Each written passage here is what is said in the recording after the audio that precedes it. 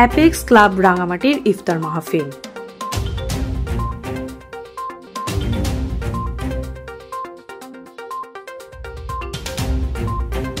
Apex club of রাঙামাটির dinner meeting ও ইফতার মাহফিল অনুষ্ঠিত হয়েছে। মঙ্গলবার বাঙালি ঠিকাদার সমিতি কার্যালয়ে অ্যাপেক্স ক্লাব অব রাঙামাটির প্রেসিডেন্ট অ্যাপেক্সিয়ান আলী বাবরের সভাপতিত্বে ডিনার মিটিং ও ইফতার মাহফিল অনুষ্ঠিত হয়।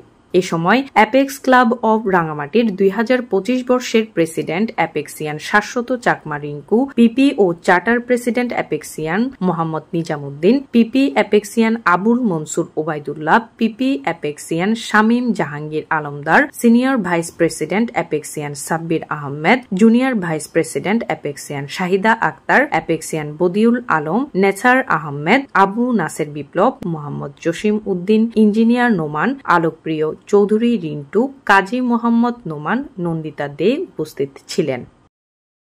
Desk report, CST TV।